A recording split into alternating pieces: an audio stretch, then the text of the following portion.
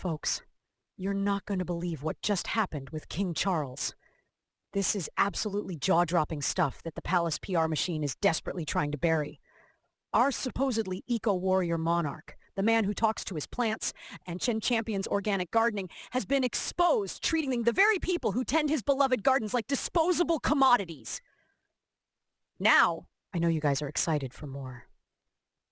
But before we delve into further discussion, if you haven't subscribed, come on guys, what are you waiting for? Hit like, subscribe, and ring that notification bell ASAP!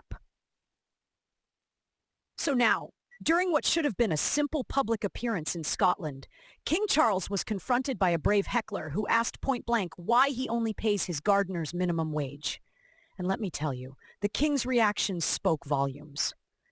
He completely froze, then scurried away like he'd seen a ghost. Within hours, the palace's social media team was frantically editing posts, trying to control the narrative. But here's the bombshell. It's too late because we're now learning that 11 out of 12 gardeners at his beloved Highgrove estate have already quit. That's right, a mass exodus. The very people responsible for maintaining Charles's famous gardens, the pride and joy he's been cultivating since 1980, have walked out citing pitiful wages, unrealistic demands, and poor working conditions. This is the same king who lives in multiple palaces, collects millions from the Duchy of Lancaster, and lectures all of us about sustainability and ethical living.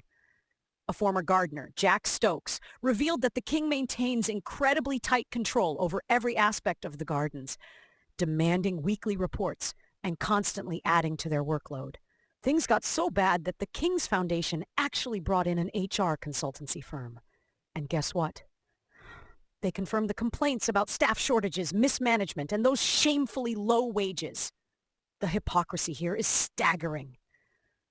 Charles has built his entire public image around being this enlightened environmental steward, a champion of organic practices, a man who literally talks to his plants, yet apparently doesn't think the humans who care for those plants deserve a living wage.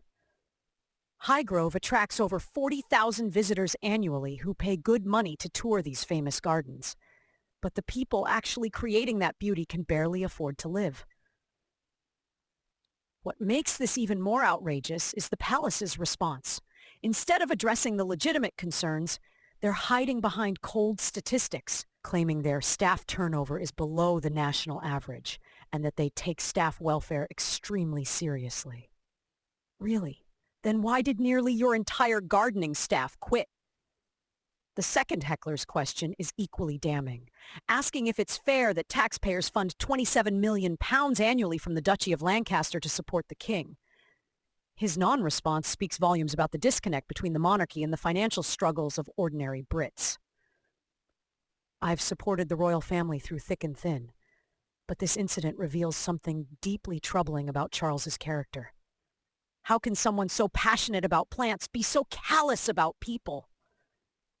How can he lecture the world about sustainability while creating an unsustainable work environment?